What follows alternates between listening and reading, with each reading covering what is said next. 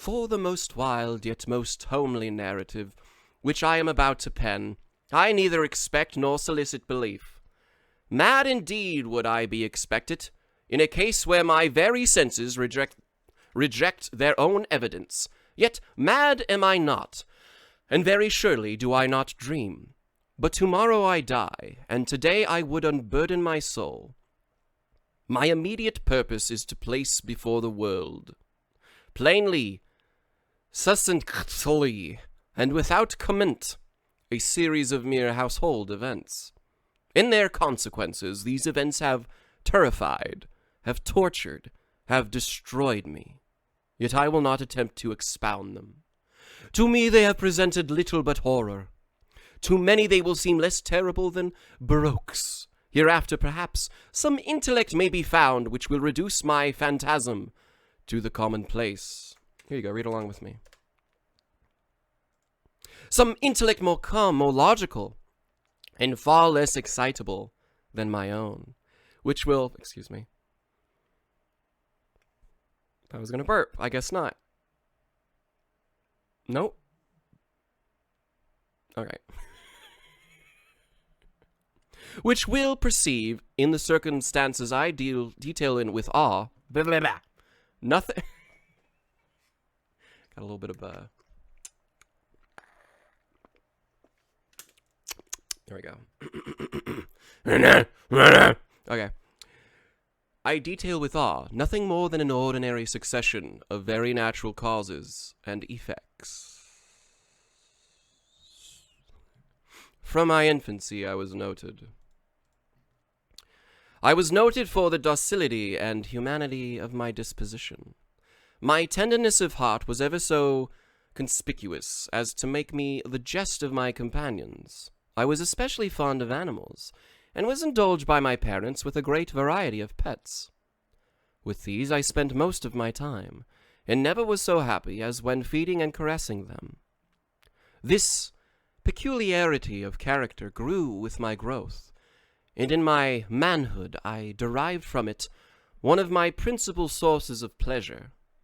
To those who have cherished an affection for a faithful and sagacious dog, I need hardly be at the trouble of explaining the nature of intensity of the gratification thus derivable.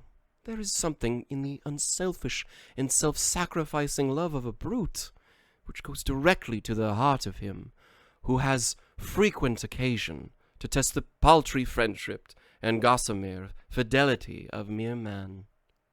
I married early, and was happy to find my wife a disposition not uncongenial with my own. Observing my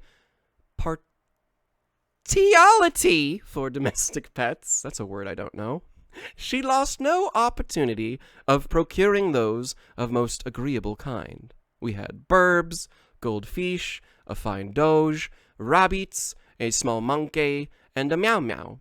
The latter was remarkably large and beautiful animal, entirely black, and sagacious is another word. Let's just look that up real quick. Having a showing keen discernment, sound judgment, and far-sightedness. Shrewd. All right. Entirely black, with sagacious to an astonishing degree. In speaking of his intelligence, my wife, who at heart was not a little tinctured with superstition, tinctured, affected, infused, or instilled with an idea of property, also to tint or stain with a color, was not a little tinctured with superstition, made frequent allusion to the ancient popular notion, which regarded all black cats as witches in disguise. Not that she was ever serious upon this point, and I mention the matter at all for no better reason than it happens just now to be remembered. Pluto. That was the cat's name. The roaming god of the underworld was my favorite pet and playmate, the cat, not the god, though that would be quite enjoyable. I alone fed him, and he attended me wherever I went about the house. It was even with difficulty that I could prevent him from following me through the streets. Our friendship lasted in this manner for several years, during which my general temperament and character, through the instrumentality of the fiend intemperance. Habitual or excessive consumption of alcohol, in general, a lack of moderation. Poe had himself a problem with alcohol. Through the instrumentality of the fiend intemperance had I, blush to confess it, experienced a radical alteration for the worst. I grew, day by day, more moody, more irritable, more regardless of the feelings towards others. I suffered myself to use intemperate language to my wife. At length I even offered her personal violence. My pets, of course, were made to feel the change in my disposition. I not only neglected, but ill-used them. For poor Pluto, however, I still retained sufficient regard to restrain me from maltreating him, as I made no scruple of maltreating the rabbits, the monkey, or even the doge, when by accident or through affection they came in my way. But my disease grew upon me. For what disease is like alcohol? And at length even Pluto, who was now becoming an old kitty, and consequently somewhat peevish, even Pluto began to experience the effects of my ill temper. One night, returning home much intoxicated from one of my haunts about town, I fancied that the cat avoided my presence. I seized him when, in his fright at my violence, he inflicted a slight wound upon my hand with his teeth. The fury of a demon instantly possessed me. I knew myself no longer. My original soul seemed at once to take its flight from my body, and a more than fiendish malevolence, gin-nurtured, thrilled every fibre of my frame. I took from my waistcoat pocket a penknife, opened it, grasped the poor beast by the throat, and deliberately cut off one of its ears from the socket. I blush, I burn, I shudder, while I pen the damnable atrocity. When reason returned with the morning, when I had slept off the fumes of the night debauchery, I experienced a sentiment half of horror, half of remorse for the crime of which I had been guilty. But it was at best a feeble and equivocal feeling. Equivocal means uncertain, undecided, subject to or more interpretations, or usually used to mislead or confuse. The soul remained untouched. I again plunged into excess, and soon drowned in wine all memory of the deceased. In the meantime, the cat slowly recovered. The socket of the lost eye presented, it is true, a frightful appearance, but he no longer appeared to suffer any pain. He went about the house as usual, but as might be expected, fled in extreme terror at my approach. I had so much of my old heart left, as to be at first grieved by this evident dislike on the part of a creature which had once so loved me. But this feeling soon gave place to irritation, and then came, as if to my final and irrevocable overthrow, the spirit of perverseness.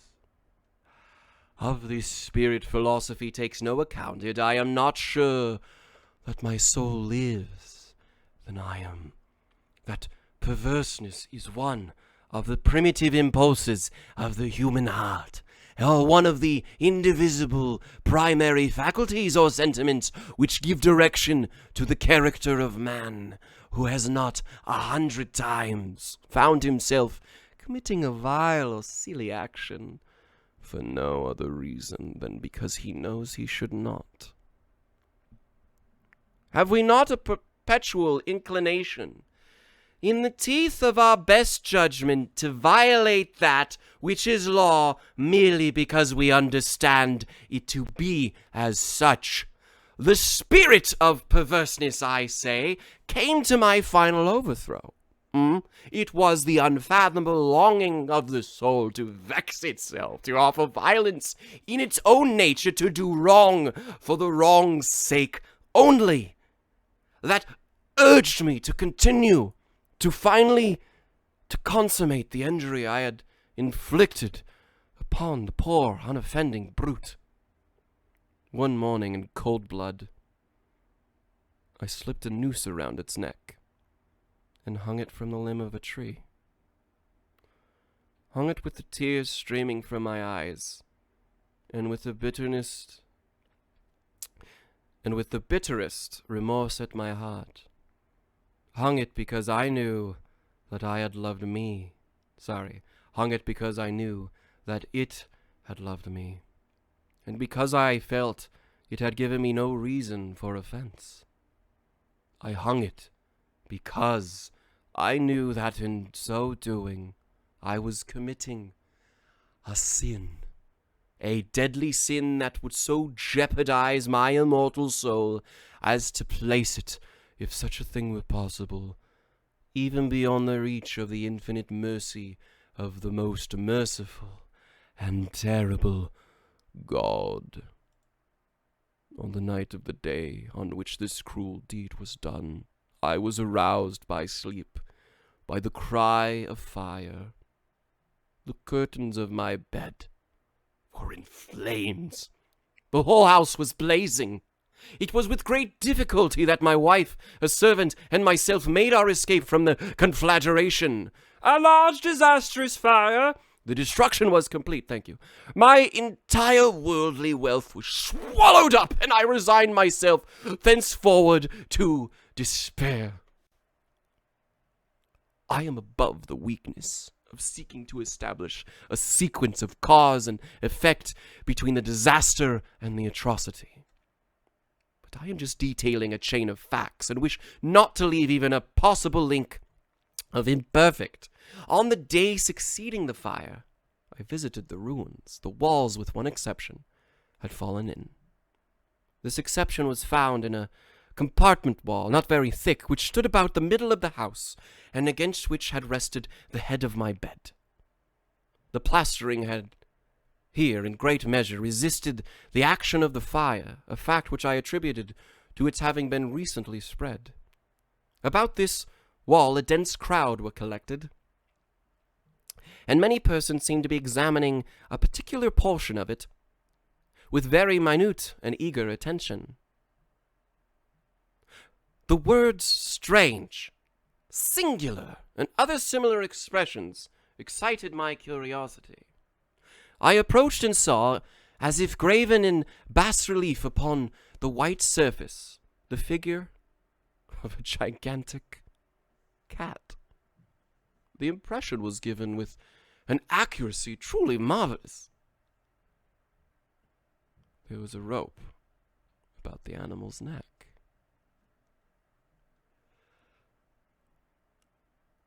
When I first beheld this apparition, for I could scarcely regard it as any less, my wonder and my terror were extreme.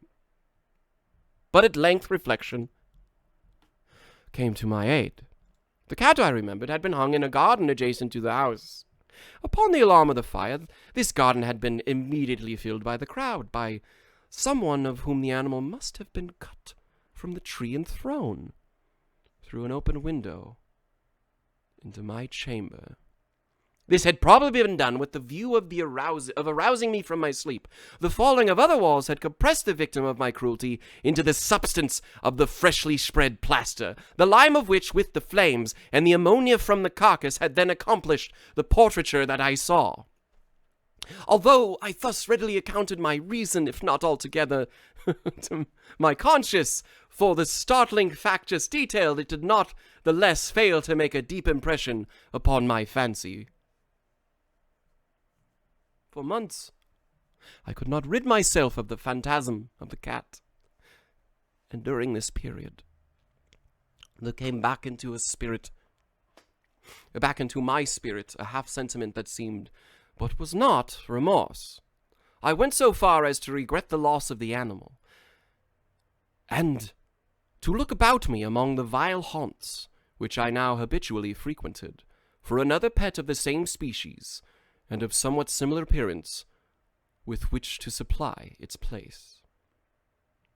One night, as I sat, half stupefied, in a den of more than infamy, my attention was suddenly drawn to some black object, reposing upon the head of one of the immense hogsheads of gin or of rum, which constituted the chief furniture of my apartment.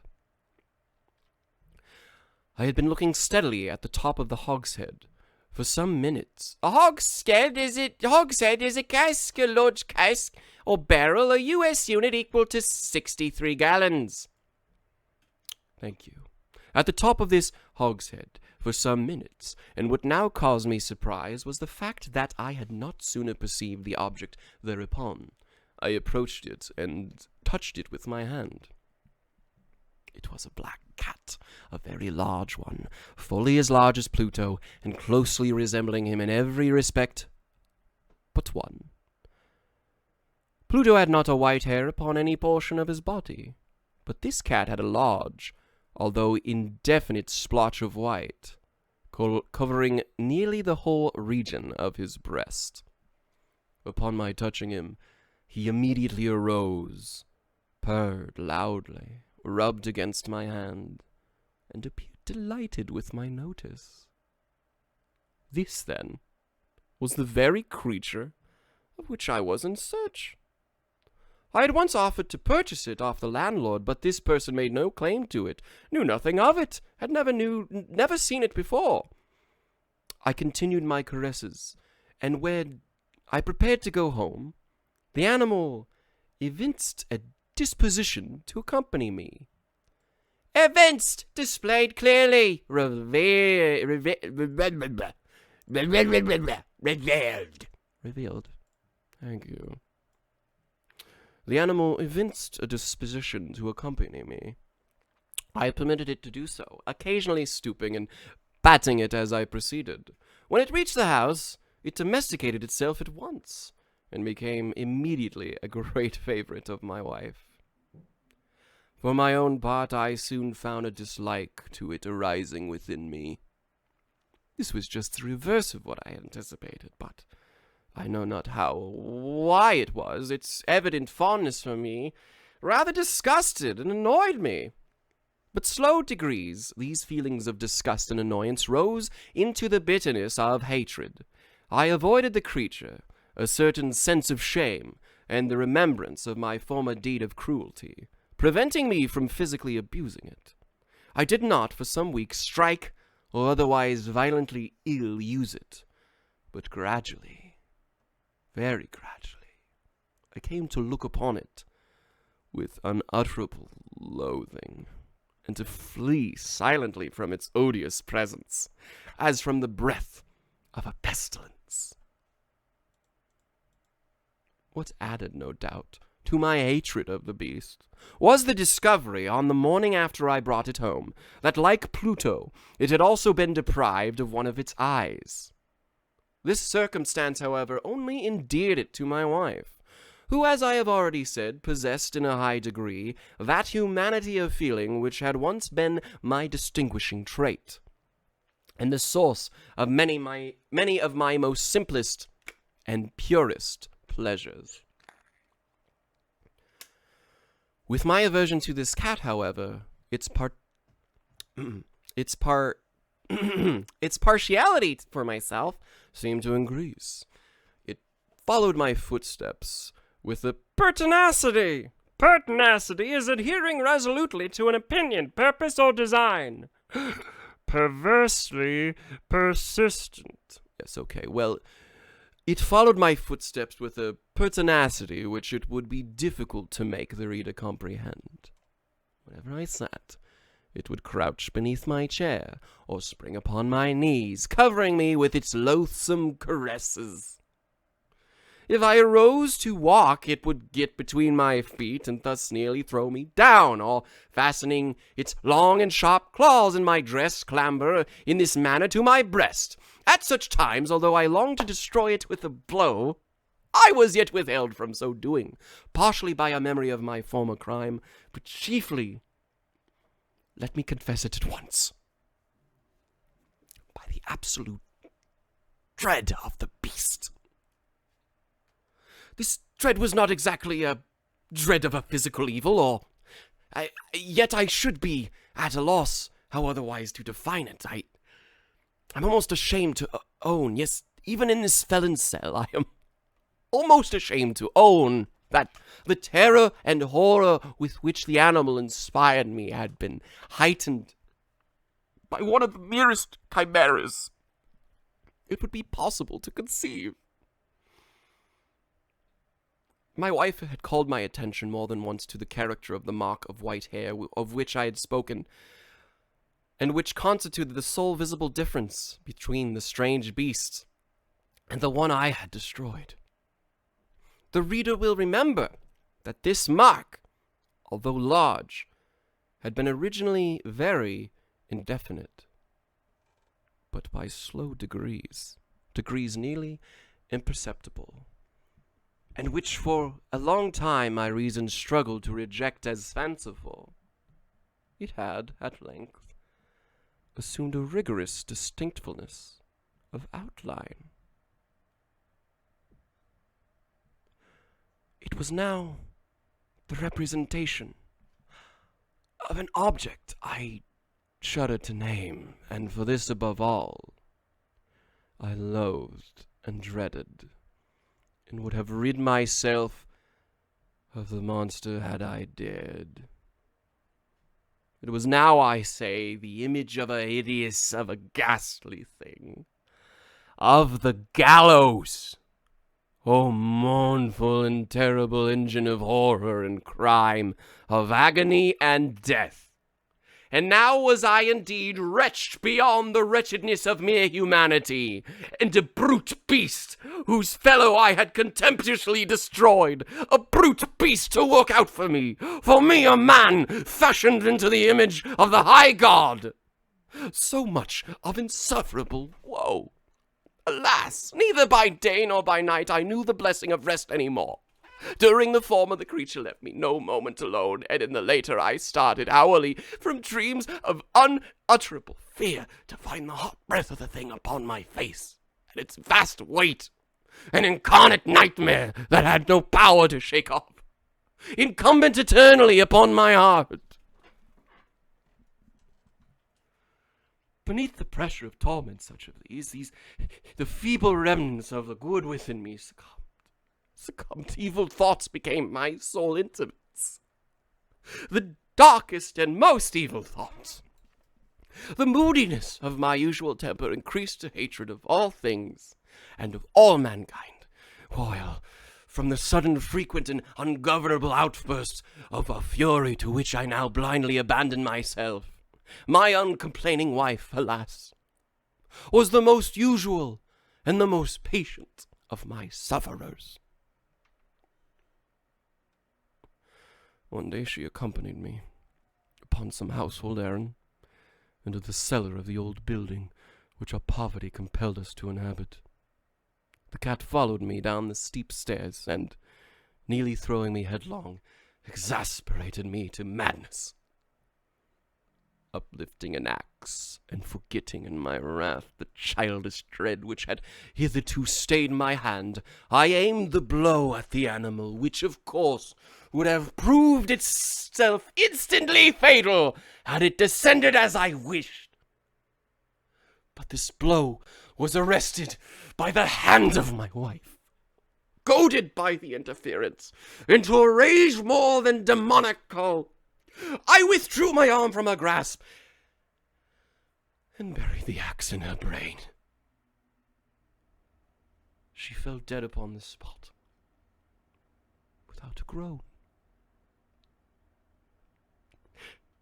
The hideous murder accomplished, I set myself forthwith, and with entire deliberation, to the task of concealing the body. I knew that I could not remove it from the house, either by day or by night, without the risk of being observed by the neighbors. So many projects entered my mind. At one period I thought of cutting the corpse into minute fragments or destroying them by fire.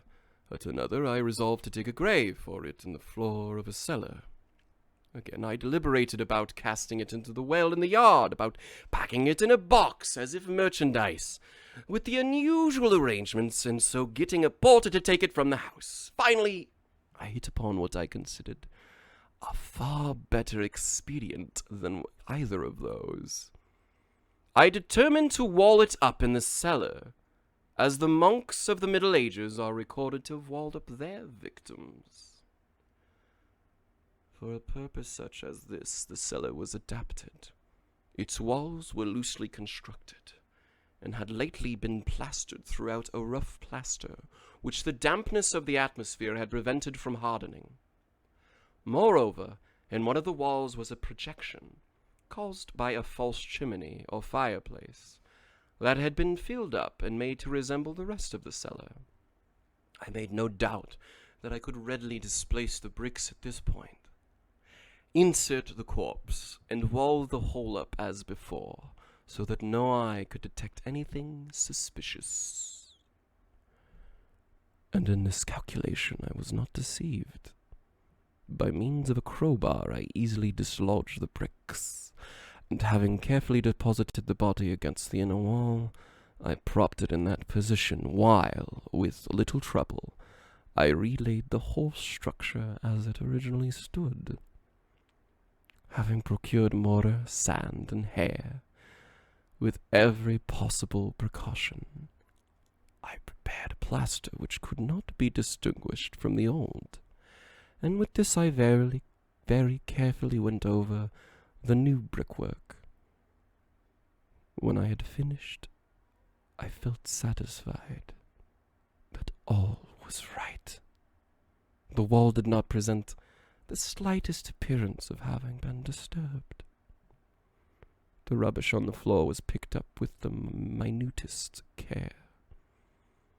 I looked around triumphantly, and I said to myself, "Here at least, then, my labor has not been in vain."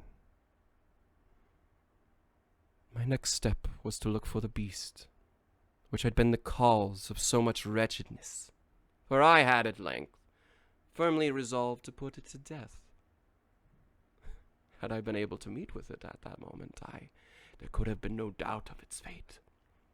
But it appeared that the crafty animal had been alarmed at the violence of my previous anger, and forbore to present itself in my present mood. It is impossible to describe or to imagine the blissful sense of relief which the absence of the detested creature occasioned in my bosom. It did not make its appearance during the night, and thus for one night at least, since its introduction, I soundly, tranquilly slept. I slept even with the burden of murder upon my soul. As the second and third day passed, and still my tormentor came not, once again I breathed as a freeman. The monster in terror had fled the premises forever. I should behold it no more. My happiness was supreme. The guilt of my dark deed disturbed me a little. Some few inquiries had been made, but these had been readily answered. Even a search had been instituted, but of course nothing was to be discovered. I looked upon my future felicity as secured, and took a drink of my Diet Coke.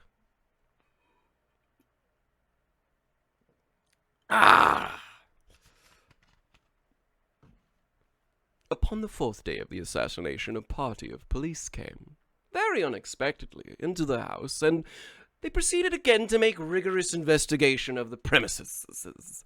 Secure, however, in the inscrutability of my place of concealment, I felt no embarrassment whatsoever. The officers bade me accompany them in their search. They left no nook or corner unexplored. At length, for the third or fourth time, they descended into the cellar. I quivered not in a muscle. My heart beat calmly, as that of one who slumbers in innocence. I walked the cellar from end to end. I folded my arms upon my bosom, and roamed easily to and fro. The police was thoroughly satisfied and prepared to depart. The glee at my heart was too strong to be restrained. I burned to say, if but one word, by way of triumph, and to render doubly sure their assurance of my guiltlessness. "Gentlemen," I said at last, as the party ascended the steps, "I delight to have allayed your suspicions. I wish you all health, and a little more courtesy. By the by, gentlemen, this is a very well-constructed house." In the rapid desire to say something easily, I scarcely knew what I uttered at all. I may say an excellently well-constructed house. These walls... Are you going, gentlemen? These walls are solidly put together. And here, through the mere frenzy of bravado, I rapped heavily with a cane which I held in my hand upon that very portion of the brickwork which stood the corpse of the wife of my bosom. But may God shield and deliver me from the fangs of the arch-fiend. No sooner had the reverberation of my blows sunk into silence than I was answered by a voice within the tomb, by a cry, at first muffled and broken, like the sobbing of a child, and then quickly swelling into one long, loud, and continuous scream, utterly anomalous and inhuman, a howl, a wailing shriek, half of horror and half of triumph, such as might have arisen only out of hell, conjointly from the throats of the damned in their agony, and of the demons that exult in the damnation. One of my own thoughts is folly to speak. Swooning, I staggered to the opposite wall. For one instant, the party upon the stairs remained motionless. Through extremity of terror and awe, and in the next, a dozen stout arms were toiling at the wall. It fell bodily. The corpse, already greatly decayed and clotted with gore, stood erect before the eyes of the spectators. Upon its head, with red extended mouth and solitary eyes of fire, sat the hideous beast whose craft had seduced me into murder, and whose informing voice had consigned me to the hangman. I had walled the monster up in that tomb. Thank you. That was Edgar Allan Poe's Black Cats. Wasn't that such a lovely story? I wish I had a button to summon a Diet Coke. Give it to me, President Biden.